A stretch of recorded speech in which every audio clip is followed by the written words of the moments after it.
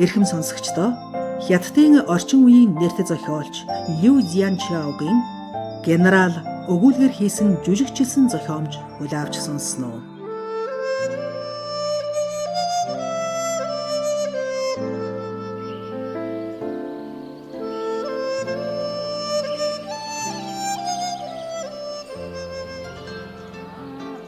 Ой, тэр тэрэгэн зэртэй эмэгтэй төрж яваа эрэхтэй харж байна. Аль? Тэр дандаа л ингэж яваа харагддаг. Ой, тэр шатар тоглоод сууж байгаа юу? Тийм ээ, тийм. Тамхи байгуулад утаан дотроос нь арай гэж харагдаж байгаа тэр хүн. Тэр хүн үү? Тэр хүн чинь миний ганц ах юм шүү дээ. Тийм үү?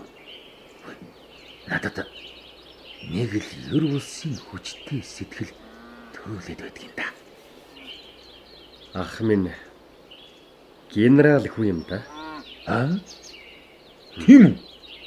Гү тэгээд яагаад ийм жижиг хотод хэр тааруухан амьдардаг юм? Би ахынхаа түүхийг ярьж өгье. За. Ах минь генерал болно гэж ярьдаг байлаа. Нэг өдөр би ахаас та нэрээ генерал болох юм уу? Яг хизээ генерал болох юм бэ гэхэд ах маань нэг л өдөр ах нь генерал болно. Чи харж л угаараа гэдэг байсан. Дунд хэрийн өндөр нуруутай туранхай боловч хар ажил хатуу хөтүүд бэйн хөгжиж булчин сууж шөрмсөн чангарсан 12 настай хүү нэн итгэлтэйгээр ингэж хариулж билээ. Сүнзийн дайтах урлаг гэдэг шарлаж ганцсан номыг баруун гартаа барьж зүүн гарынхаа алган дээр зөөлөн цохиод их л нухацтай царайлан цонхоор ширтэх зураа 15 жилийн дараа би генерал болсон байх болно. Тэгээд дүүгээ хайрлан харж ах нь үүнийг чамд үлдээ. Сайн сурдаг юм шүү. Ах нь генерал болцоход буцаж ирээд дүүгээ авна гэлээ. 15 жилийн дараа юу? Та яг тэгж бодож байна уу? Итгэлтэй байна уу? Та тэр үед дөнгөж 27 хүрч байх юм шүү. Тийм залуу генерал байдаг гэж юу? 12 настай хүүд тэгж мөрөөдөх шалтгаан байлаа. Учир нь тэрээр ахлах сургуулиа төгсөөд цэрэгт явхаар бүртгүүлсэн байлаа. Хошууны хэмжээнд ахлах сургуулиуд дүүргэсэн 800 төгсөгчөөс ердөө 3-ыг л сонгож нисгчийн сургуульд явуулах сураг дуулдаад байсан юм. Том мөрөөдөлтэй тосхны хүү яг тэр үед сонгон шалгаруулалтанд орох сүүлийн 6 хүүхдийн нэг болоод байлаа. Ахыгаа бахархах сэтгэлээр догдолсон дүүгээ харж зогсоод ах нь хайрцгаа нээж өөрийн хамгийн хайртай номнуудаа гаргалаа.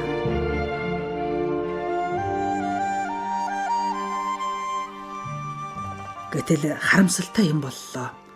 Залуу хүү сонгон шалгаруулалтаас хасагджээ. Генерал болох мөрөөдөл нь салхинд хийсэх мэт замхарсан хүүгийн цээжинд холих алсын бодол тулжиж байлаа. Ах маань уйлаад л байлаа. Бүтэн өдрөжин усан нүдэлж байгаад ээжийн ойж өгсөн хүнжлийг үүрээд химийн үйлдвэрт ажиллахаар яваад үл. Тэр үйлдвэр нь манайхаас 40 км зайтай. Дагалдан ажилчин болсон ах юм нь сарын цалин нь ердөө л 23 юан. 23 яана. За яг уу цалин иймхэн байх нь дүүрчээ гэж бодъё л та. За хамгийн халгаатай нь мастер багш нь байсан билий. Би тэрний хожим өөрийн нүдээр харсан.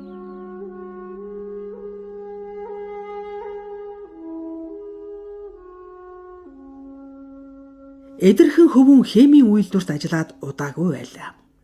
Мастер багшийн өдөр тутмын жижиг дарамтууд хүүг сөхрөөх шахаж байлаа. Хүү ажлаа сайн хийн. Зав чөлөөтэй үедээ багшийнхаа хувцсыг угааж хоолыг хийдэг боллоо. Бүтэн сайн өдрөөр багшийнхаа хөдөөх гэрт очиж талбайд ажиллана. Тэрний хажуугаар бас нэг зовлон байлаа.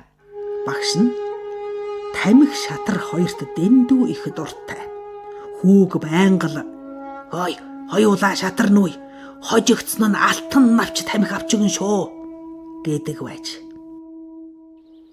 Ахын минь цалингийн жоохон хувь хоол унданд яваад үлдсэн нь багшийн тамхинд өргөдөө дуусдаг байж. Ээж минь намайг нэг удаа ах руу явуулсан. За. Би тэгжил мэдсэн хэргэлтэй. Жижигхэн уутанд хэдэн мантуу хийж үүрээд ахыгаа ирэхээр явлаа. Өрөөнд нь орсон чинь ээжийн ойж өгсөн хүнжил. Өөр юу ч байхгүй хөндий хоос өрөө.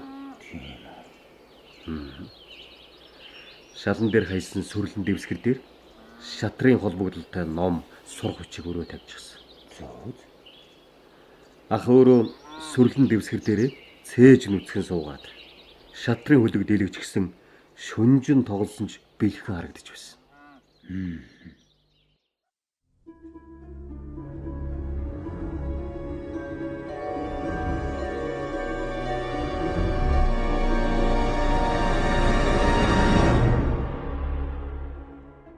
Одоогоор нөхцөл байдал ийм байна.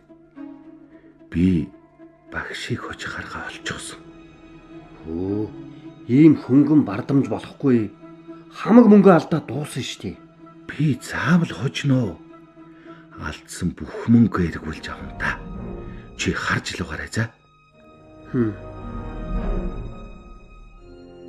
Үдийн цайны цагаар хөө багштайгаа 3 өрөг тоглолоо. Аанел хожигдлоо.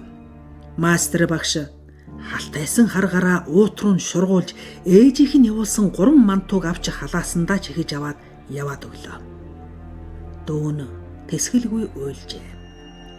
Хүү ахыгаа маш ихээр өрөвдөж байлаа. Битгий хуйлаа. Эр хүн чинь иймхэн юмд уйлдгүй юм. Хүчээр ялж болохгүй бол арга ухаанаар дийлж болно. Чи жаахан хүүхэд болохоор энийг мэдэх болоогүй байна л да.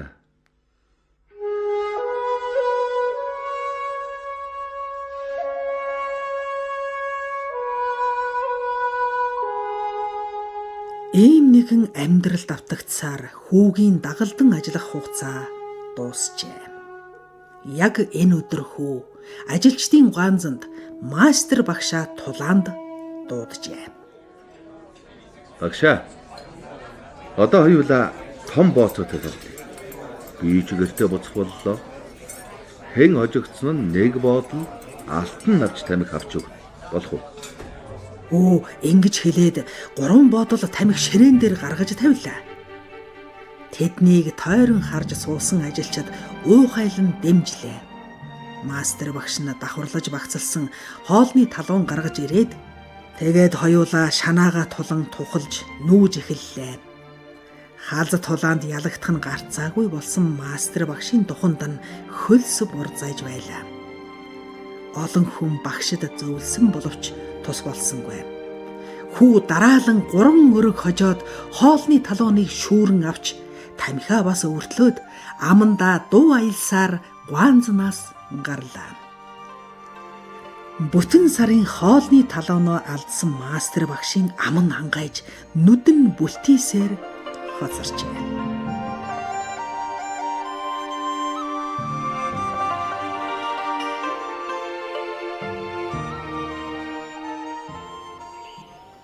Арван 5 жилийн дараа ах генерал болж чадаагүй ч гэлээ. Аав боллоо. Охиндоо адмирал гэсэн нэр өгсөн. Бэргэн энэ нэрэнд сэтгэл дундуурхан байдаг байлаа л да. Адмиралыг баг сургуульд ордог жил бэргэний ажилдаг үйлдвэрт асуудал гарсан. Үйлдвэрийн цөөнгүй ажилчин ахын үйлдвэртэй яаж хийж угаад холбоо тогтоож зохицуулахар шийдэл. Бэргэнч ахыг дарга нартайгаа ярилцаж үзхийг ятгсан.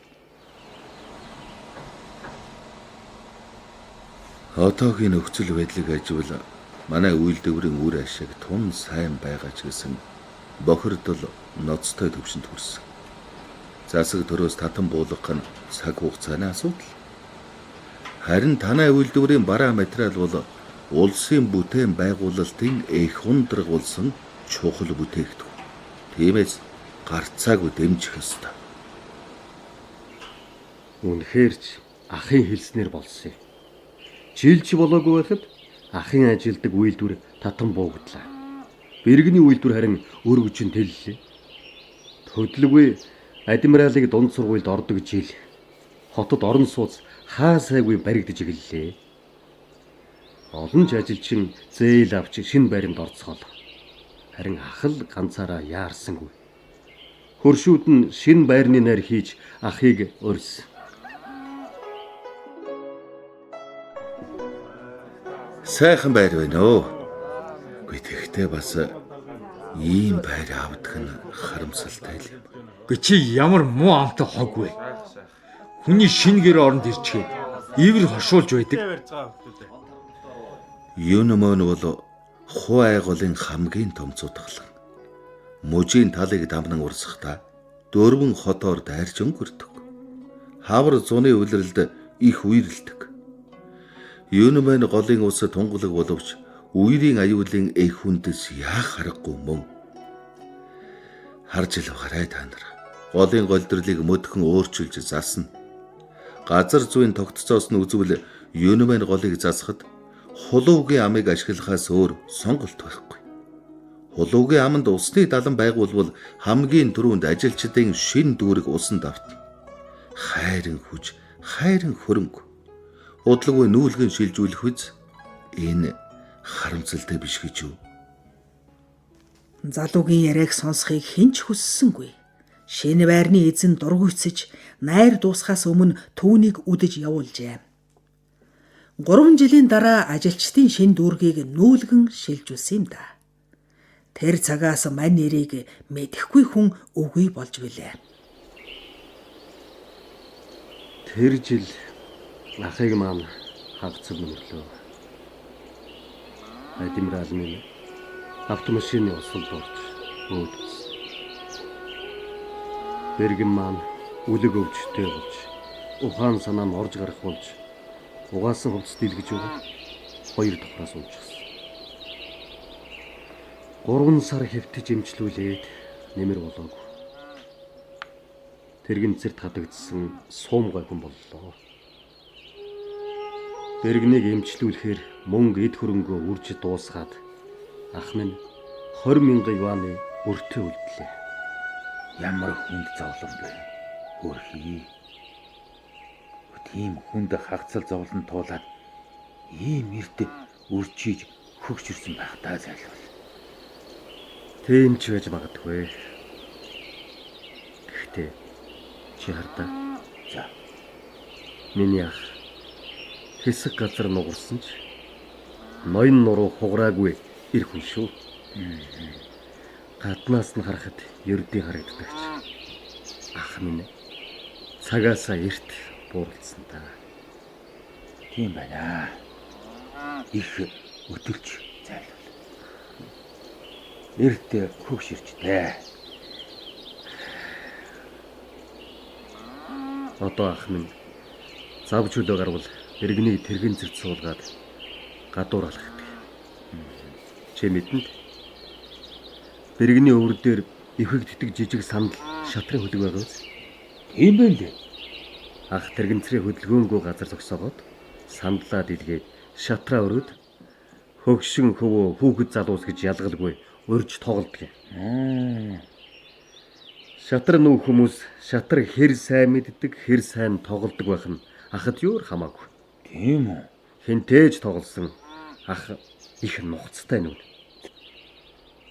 Хүчтэй давшингүй нүүж өрсөлдөгчөө гарцаагүй байдалд оруулаад гартаа барьсан бодыг шаг гэж хөлөг дээр чанга тавь.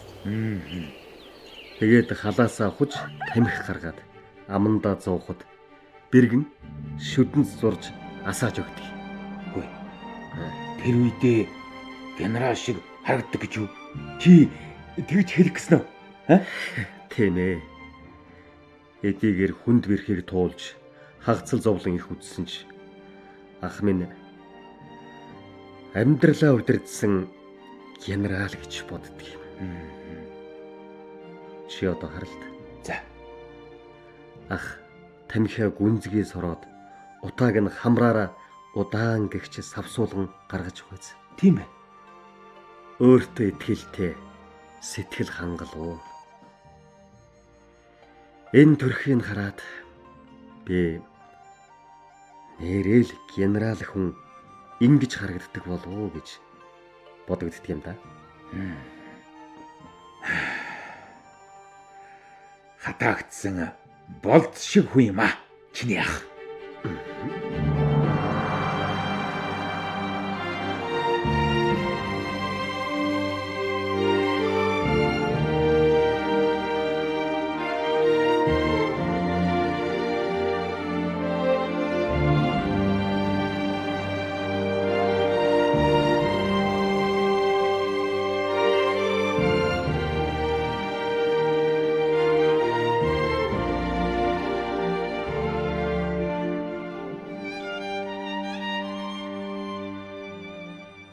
Эрхэм сонсогчдоо та бүхэнд Хятадын орчин үеийн нэрт зохиолч Лю Зяншаогийн генерал өгүүлгээр хийсэн жүжигчилсэн зохиомж сонсголоо.